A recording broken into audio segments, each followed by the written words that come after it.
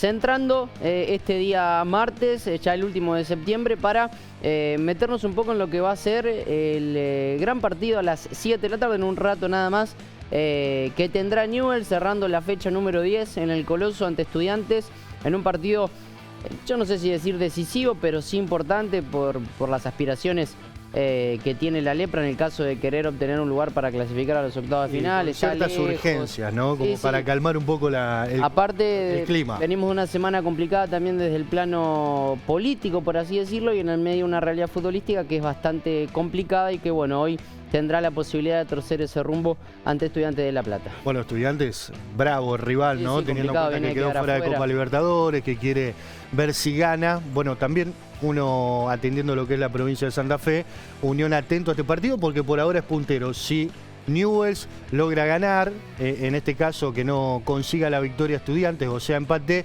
ya de por sí, sin victoria de Estudiantes de La Plata, Unión va a seguir como puntero de la zona. Nos vamos a ir para hacer la previa allí en las adyacencias del Coloso Marcelo Bielsa para lo que será este partido a las 19. Lo vamos a saludar a Marcelo Godino con toda la previa. Marce, ¿cómo estás? Bienvenido. Hola, Marce.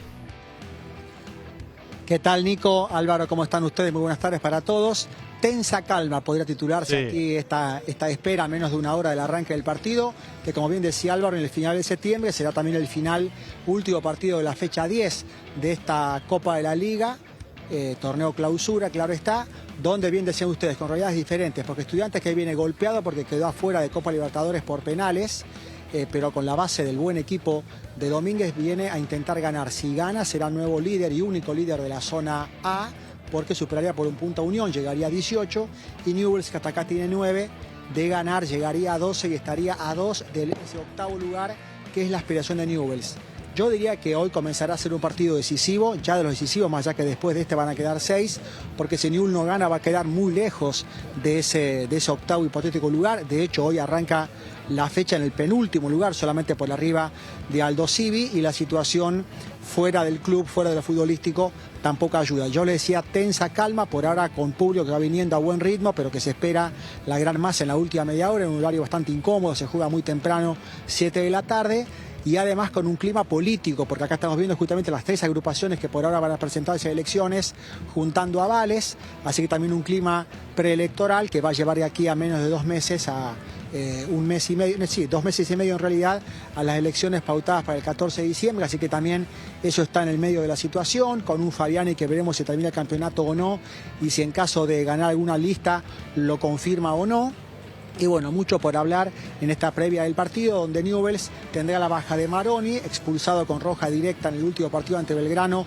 Se le dará seguramente 2 partidos de suspensión, con la vuelta de Herrera y prácticamente el mismo equipo que viene de caer ante Belgrano en Córdoba, en un partido increíble, donde Espínola regala el primer gol, donde Benedetto increíblemente marra un penal después de una espera de 17 segundos, y Newell's volvió a poner la cara a un Belgrano que fue su verdugo, el mismo que lo eliminó por Copa Argentina, también le ganó por la Copa de la Liga 3-0.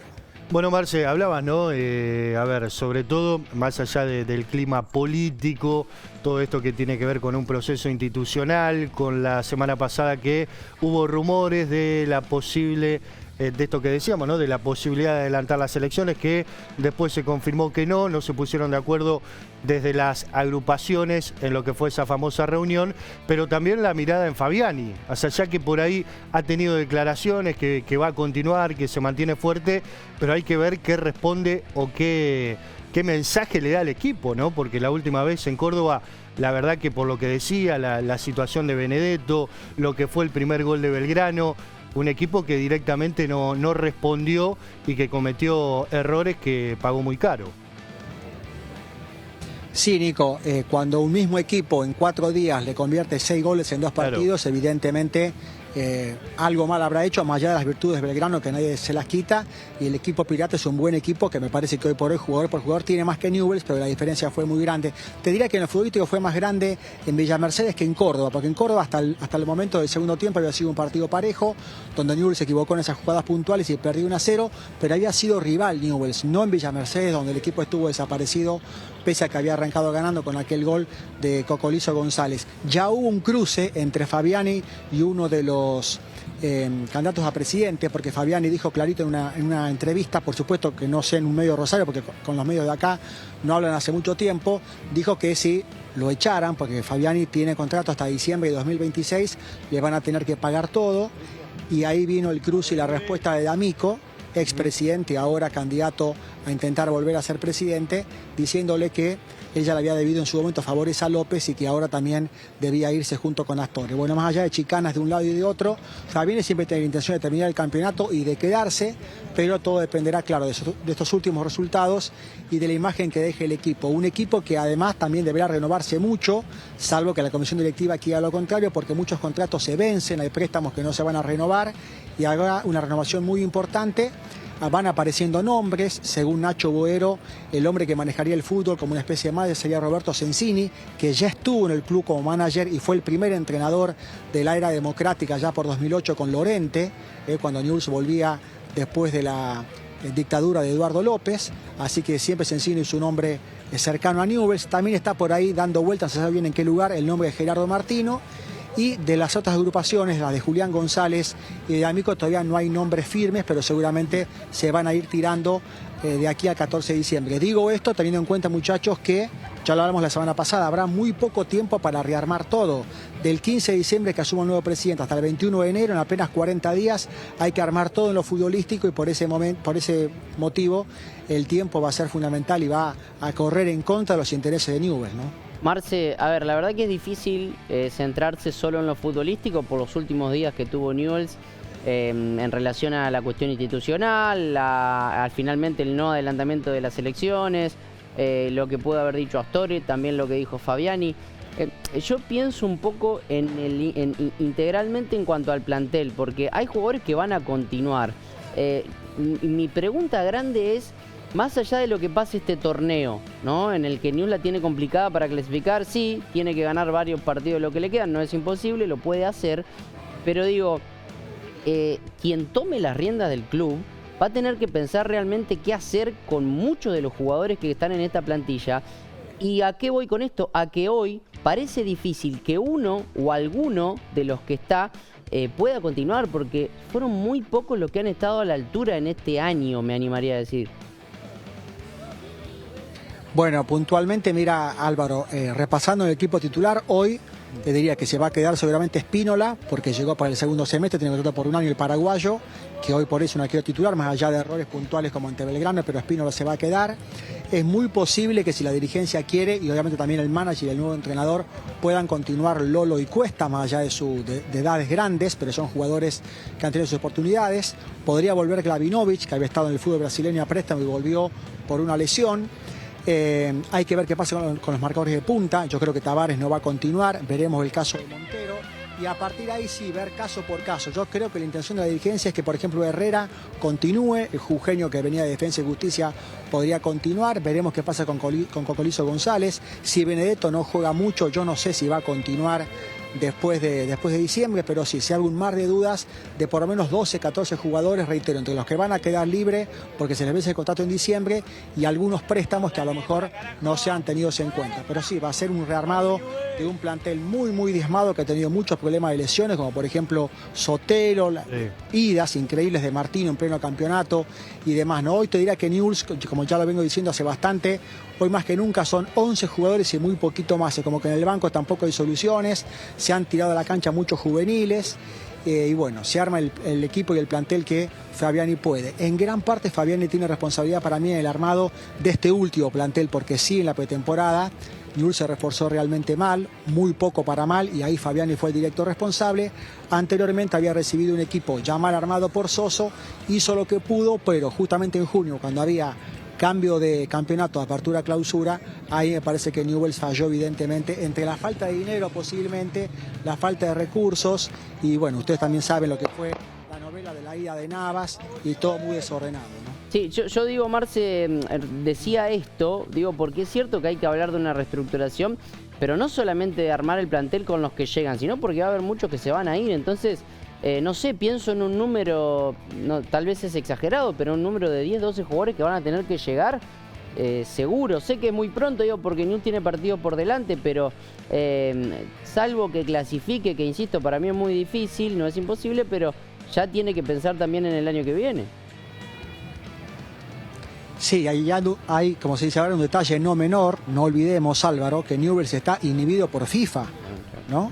Por deudas con el pase del uruguayo Méndez. Por ese motivo, si ni uno se pone al día, uno supone, o antes de irse a Astoria, cuando asume el nuevo presidente, estaría inhibido por 3 años para incorporar jugadores. Uno cree obviamente que esto se va a levantar, se va a arreglar en FIFA y en AFA para que Newell's pueda tener libertad para incorporar jugadores. Yo te diría que 10, 12 jugadores, tranquilamente 10, podrían ser justamente incorporados. Después estará ver quién es refuerzo y quién es jugador que se incorpora, y además de juveniles. El gran problema también de Newell's en esta última gestión, como las anteriores, fue el permanente corte e interrupción que hubo de los procesos de inferiores, donde no se mantenían los técnicos de reserva, hubo permanente cambio de manager o no hubo manager, como la salida de Capria, después terminó siendo un lugar vacante. Mucho por corregir en muy poco tiempo. En un Newell's que realmente ha quedado devastado, con una deuda que según el presidente Astore sería de 15 a 20 millones de dólares, según D'Amico, uno de los actuales candidatos, sería de 20 a 40. Estamos hablando de una cifra manejable para un club de primera, pero no sé si para este momento de Newell's, donde además tampoco hay demasiado para vender en lo inmediato, ¿no? En el próximo mercado de pases, Álvaro. Bueno, ahí está, Marce, ¿no? Todo el panorama, lo que decíamos, este contexto que tiene que ver con lo institucional, que tiene que ver con lo político, que evidentemente repercute en la cancha, porque hoy hay que esperar una victoria de Newell's para que quede a 2 puntos, ¿no? De poder clasificar, teniendo en cuenta que se está entrando ya en la recta final. Si no gana, de a poquito se va alejando uno de los últimos objetivos, ¿no? Porque anteriormente decíamos, ¿no? Pensando en la Copa Argentina, que era el objetivo, que estaba todo apuntado allí, después de la derrota del Clásico, y bueno, se van esfumando todos esos objetivos, y también aparece todo lo político, todo lo institucional. Tal cual, toda una mezcla de situaciones que no han ayudado para nada al club, ni siquiera al equipo. Hoy es la fecha 10, claro, después Newell's visitará a Boca el próximo domingo, nada más y nada menos. El próximo viernes será local ante Tigre, partidos que no son absolutamente nada fáciles, y que Newell's además va a intentar hacerse fuerte como local, que fue el gran problema que ya tuvo en el primer semestre y ahora se repite. De hecho, ganó un solo partido ante los tucumanos en condición de local. Newell's, si gana, quedaría justamente con 12 puntos a 2 del octavo lugar que ostenta el equipo santiagueño, que tiene 14, Central Córdoba, pero claro, el rival es Estudiantes de La Plata, para mí un muy buen equipo, irregular, pero muy buen equipo, que es una buena Copa Libertadores y que sabe que si gana el equipo pincha, sería líder en soledad de la zona A con 18, superando la línea de Unión, así que también están atentos, bien decían los tatengues, a este partido entre el pincha y el leproso. Un Newell's que sale, más que de memoria, sale con lo que tiene, con Espira en el arco, y después una defensa donde debió improvisar. Mosquera va a jugar como marcador de punta por la derecha, la dupla central serán Lolo y Cuesta, marcando punta izquierda va a estar nuevamente Montero. Fíjate la falta de variantes de Newell's, que debe recurrir a Montero, que fue traído de Agropecuario para jugar por la derecha, traído por Soso a todo esto, y ahora lo hacen jugar por izquierda porque Tavares no puede pisar la cancha, ¿no? En la mitad de la cancha, justamente ante la salida por expulsión de Maroni, juega Chaverano de entrada, junto con Reggiardo, Vanega y la vuelta de Herrera, y arriba los 2-9, los 2 tanques como Cocolizo González y Benedetto. No hay mucho más que esto, muchachos, quedan juveniles y alguna variante más, tampoco está Valentino Acuña afectado al juvenil, así que bueno, ese es el panorama del equipo rojinegro. Ahí está, con la formación entonces, por lo que decías, Marce, ya ha confirmado el equipo de Newell's para jugar en un ratito de local frente a Estudiantes. Bueno, Marce, vamos a repasar entonces la formación de la Lepra en principio para jugar a partir de las 19 ante Estudiantes, con Espino en el arco, Montero, Lolo, Cuesta, Mosquera, Reggiardo, Vanega, Herrera, Chiaverano, González y Benedetto. El árbitro será Andrés Merlos ante el pincha a partir de las 7 de la tarde, entonces en el Coloso Marcelo Bielsa, en donde Newell's va a recibir a Estudiantes. Encima eso, sí, querido Álvaro, ahí me saluda un colega, Gonzalo Calvigione, encima eso, ¿no? Andrés Merlos, el árbitro, que aparte de dirigir generalmente mal, como dirige Merlos, no tiene buena relación con la gente de Newell's, un árbitro que realmente pone nervioso a la gente local, viene a dirigir muy mal en esta cancha ante Central Córdoba en el empate 1-1, pero bueno, tocó Merlos y Newell's deberá también afrontar a ese mal árbitro, que esperemos que no sea un rival más ante reitero, un muy buen equipo como Estudiantes de La Plata, irregular y todo, que tenía puesta la cabeza en Copa Libertadores, quedó afuera y ahora todo la apuesta a intentar ser primero, clasificar entre los primeros 8 e ir por otro título el equipo Pincharrata. Bueno, Marce, te aprovechamos, ¿no? En esta previa de Newell's, cerramos lo que tiene que ver con el panorama de la lepra, pero también sos hombre de ascenso, de primera y de ascenso, para hablar un poco de Central Córdoba, que ganó, y Argentinos, que perdió de manera categórica, que la tiene muy difícil en la revancha en el arranque del reducido. Qué sensaciones diferentes, Nico, realmente. Sí. Córdoba, que ganó 2-1 sin sobrarle nada, pero le ganó bien a Juventud Unida, que le hizo partido, realmente con el penal que se lo empató transitoriamente, le hizo partido, lo ganó ajustadamente. Ahora tiene muy encaminada, no definida, pero encaminada la llave como local. Si el sábado, hasta empatando, lograría el pasaporte a la siguiente ronda. Y todo lo contrario a Argentino, que otra vez, como le había pasado 2 veces ya, recuerda, ante Centro Español y ante Cañuelas hace poquito, le marcan 2 goles muy pronto, muy seguidos, ¿no? En 7 minutos ya perdió 2-0, nunca lo pudo encaminar, ni siquiera lo pudo descontar, terminó 3-0 con un penal para Alem, y Alem, que había entrado por la ventana, realmente se la pone difícil al equipo de Martino, que ahora deberá ganar por 3 el próximo sábado para ir a penales, porque acá no hay ventaja deportiva.